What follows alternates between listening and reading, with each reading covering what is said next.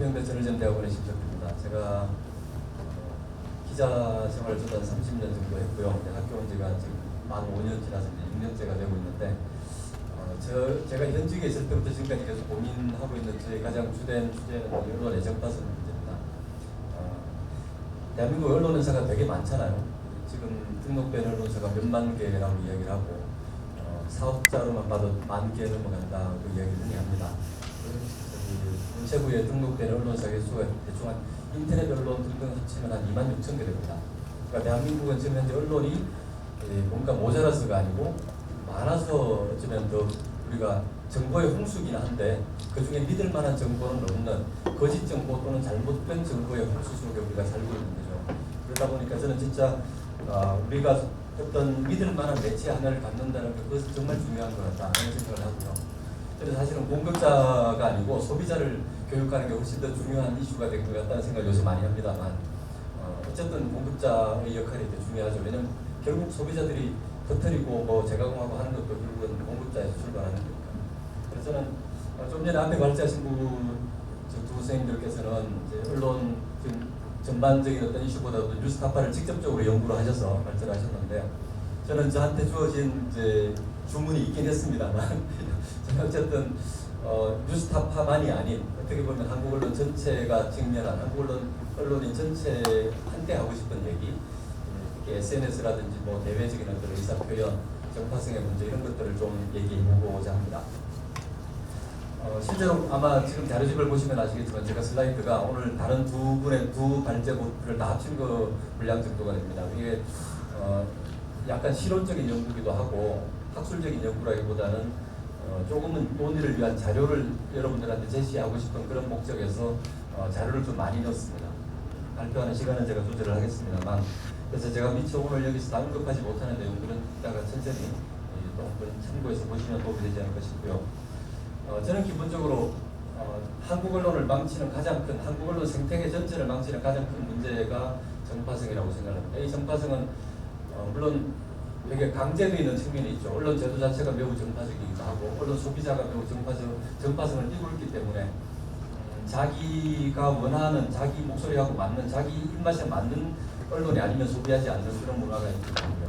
그러다 보니까 한국에는 또 이를테면 우리의 이따가 이제 언론 모델에 대해서 잠깐 얘기를 하겠습니다만 그 소비자들하고 직접적으로 소통하는 걸 되게 중요하게 생각하는 언론인들이 있고요. 저는 소통은 되게 중요하다고 생각합니다. 제가 또 기자생활 30년 중에 10년을 뉴미디어에서 일을 했는데 실제로 소통이라고 하는 과제는 대한민국 언론한테는 엄청난 숙제이기도 하고 소통을 하기는 많이 하는데 좀 잘못된 방법, 왜곡된 방법으로 소통을 하는 경우가 저는 많다고 생각합니다. 그래서 어떻게 하면 우리 한국에서 언론이 정파성이라고 하는 한계를 좀 넘어서서 제대로 된 소통을 할 수 있는 그런 모델을 만들어 나갈 것이냐, 소통의 모델 자체도 어떻게 하면 정파적이지 않은 좀 언론의 본질적인 가치를 넘어서지 않는 방식의 소통을 할 수 있을 것이냐가 저는 되게 중요한 문제라고 생각을 합니다.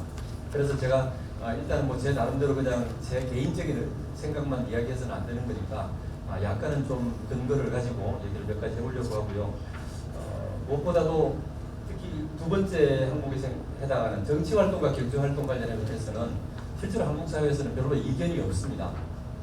이따 이제 좀 자세히 보겠습니다만 한국 언론에서 가령 정치적 기자가 또는 기자나 PD가 정치적 의사표현을 그냥 자유롭게 해도 된다고 주장하는 언론인은 없죠.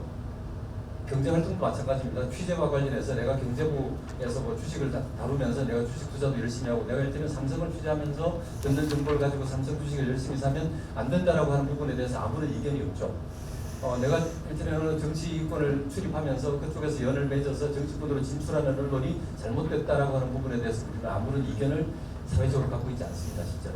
그리고 그런데도 불구하고 물론 진출을 많이 하죠. 진출하면 대신에 열심히 비판하는 기사도 쓰고 뭐 등등 하잖아요. 스스로도 좀 부끄럽게 생각하기도 하고 물론 가끔은 뭐 당당한 사람들도 있긴 하지만 그래서 이 부분과 과연 우리가 이야기하는 이제 SNS라든지 이런 쪽에 활발하게 언론이 대외적으로 의사표현을 하는 문제는 어떨까?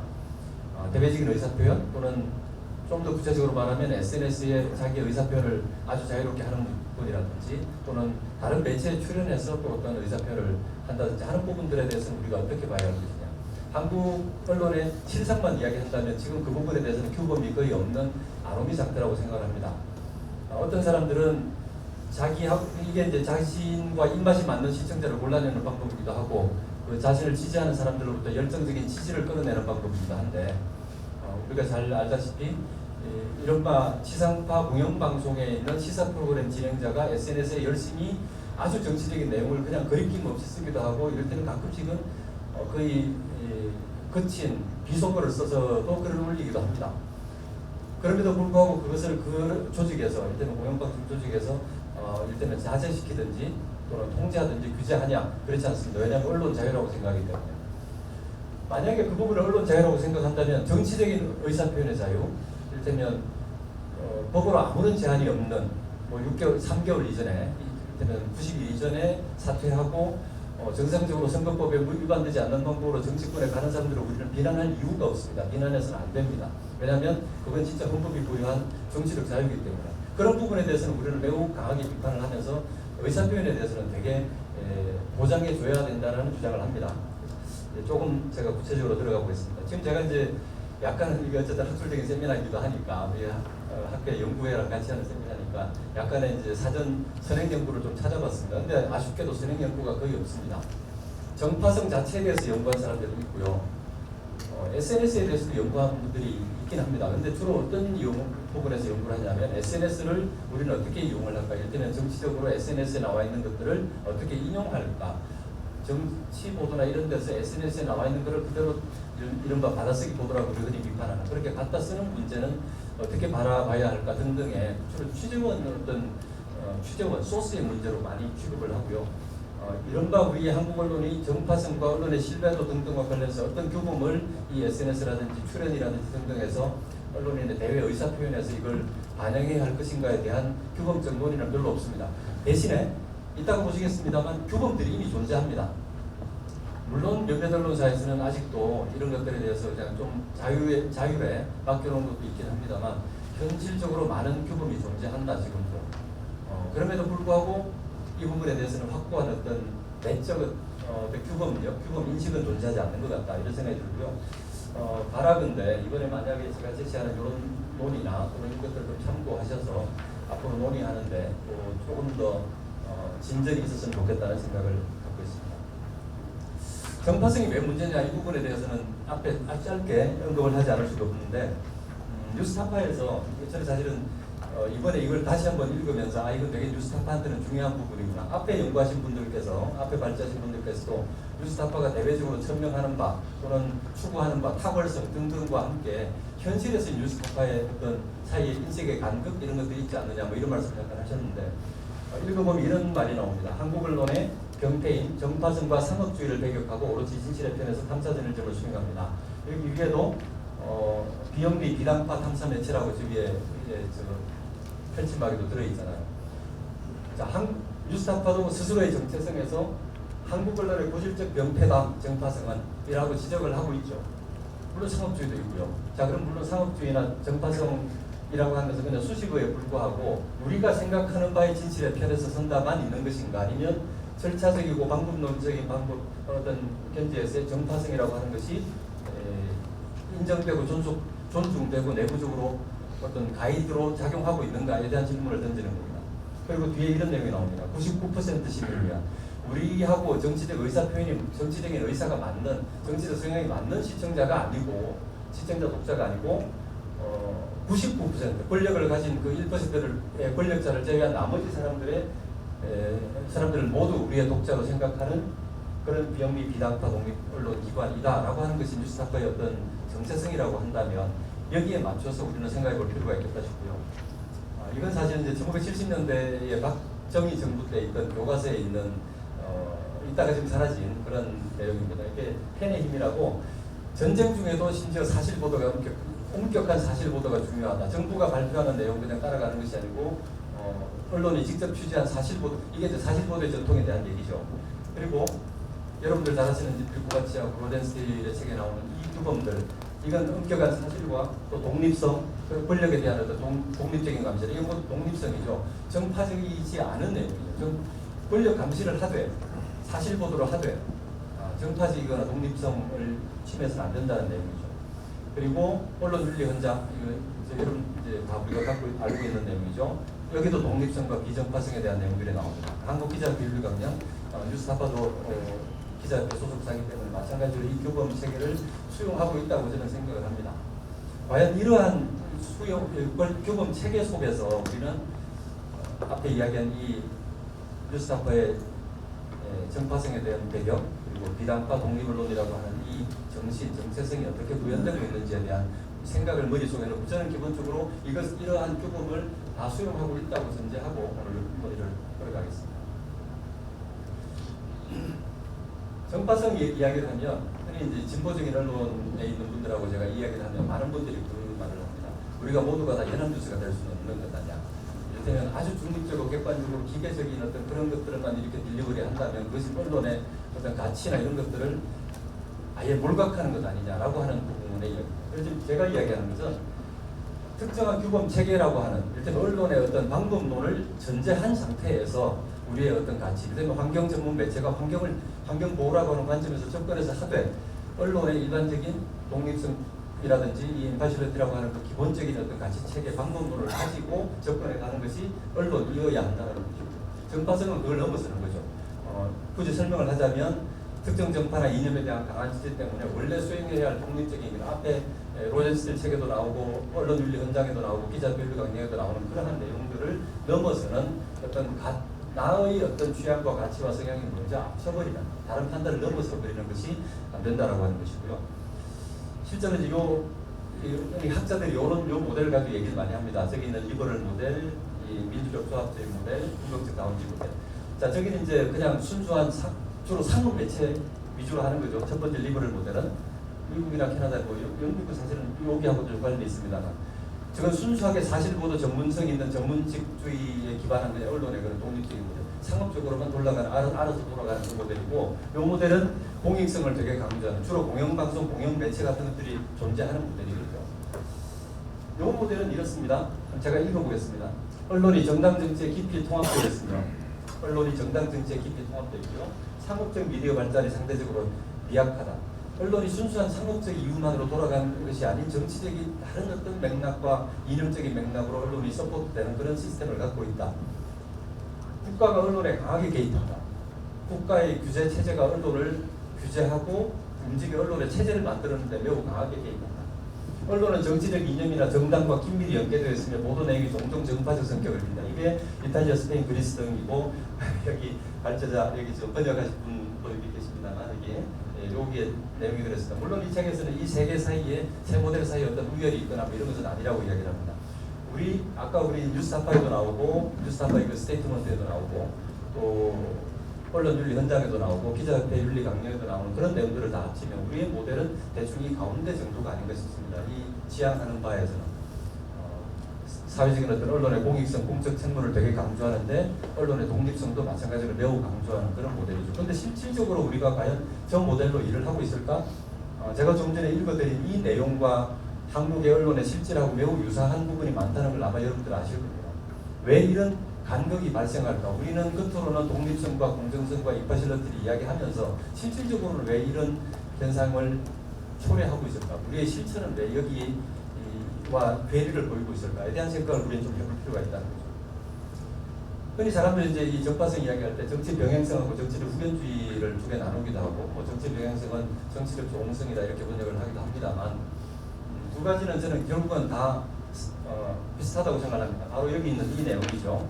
언론이 정당 정치에 깊이 통합되어 있고 그러다 보니까 언론과 정치 사이에 긴밀한 상호작용이 이루어지고 있고 언론 활동을 하다가 정치권으로 가기도 하고 물론 심지어 최근에는 정치하다가 언론을 하기도 하죠.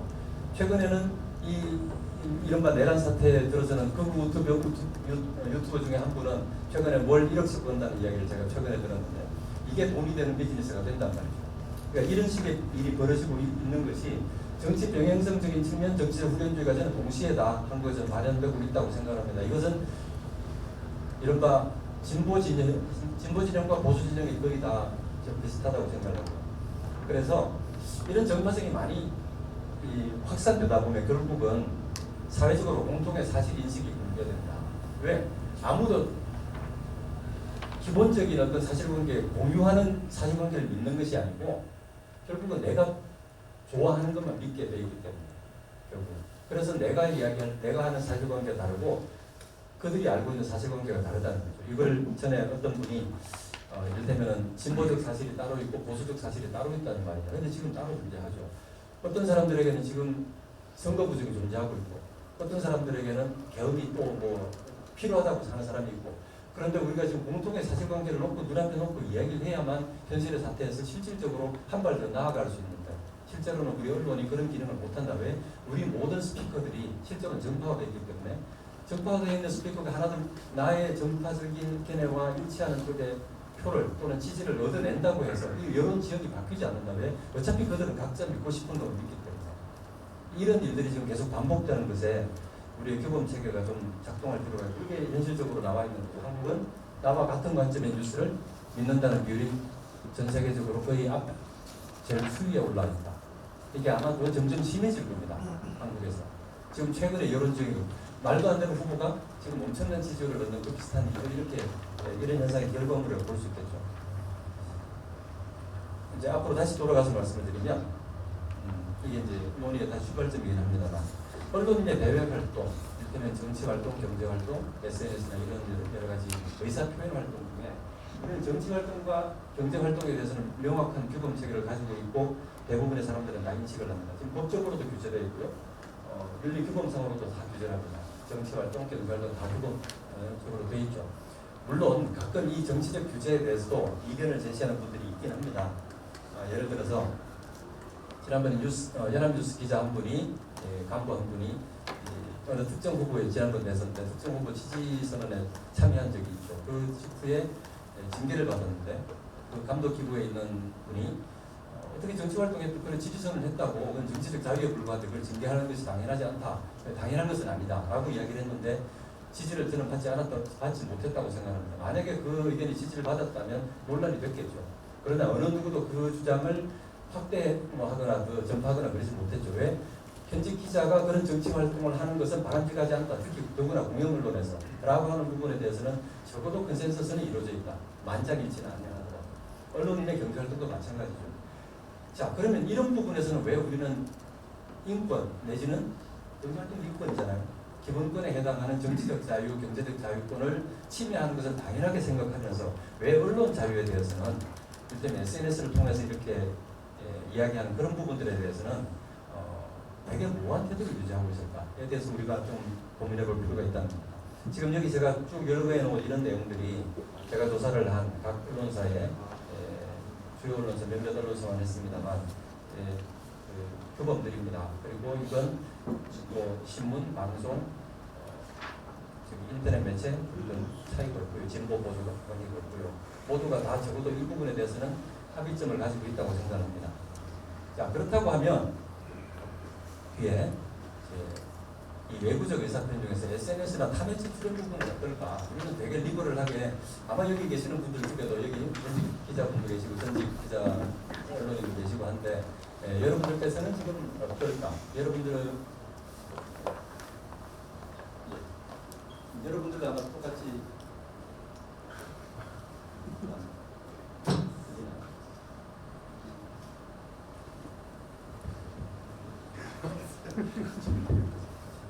제 발언에 동의하지 않으셔서 언론인의 외부적 의사표현에 대해서는 저는 비교적 여러 자리에서 얘기를 많이 하고 논의를 해봤습니다만 이 부분에 대해서는 생각보다 많은 현직 언론인들이 거부 반응을 보이는 걸 제가 경험한 적이 있습니다. 아니 기자가 기자도 표현의 자유가 있고 언론 자유가 있는데 그걸 어떻게 막을 수 있는 거야 라고 하는 얘기가 있고요.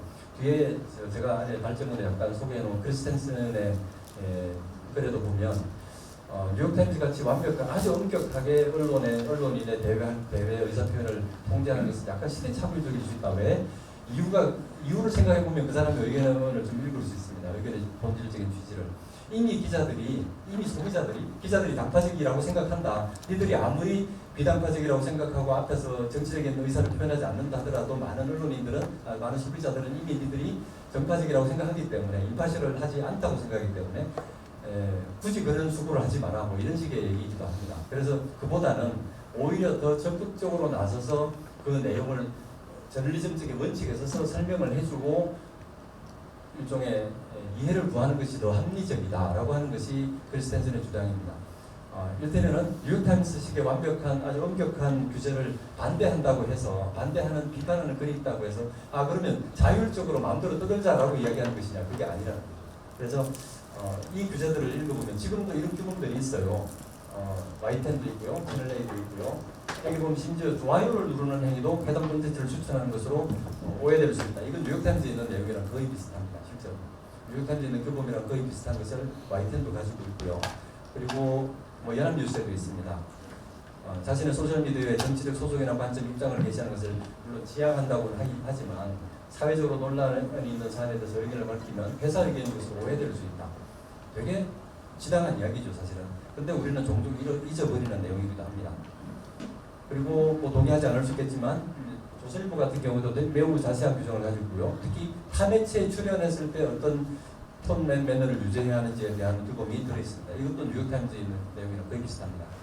그리고 보도를 위한 목적으로 우리는 SNS를 많이 활용을 합니다. 이를테면 SNS에 자기가 쓴 기사를 더 많이 퍼뜨리기 위해서 내가 쓴 좋은 기사가 더 많은 사람에게 닿기를 바라기 때문에, 그래서 종종 어떤 사람들은 함정에 빠지냐면 내가 쓴 콘텐츠는 매우 좋은 거고 나의 기사는 매우 훌륭한 것이기 때문에 거친 말, 좀 공격적인 표현, 품위 없는 표현을 쓰더라도 많은 사람들한테 가닿게 하는 성공이야. 왜?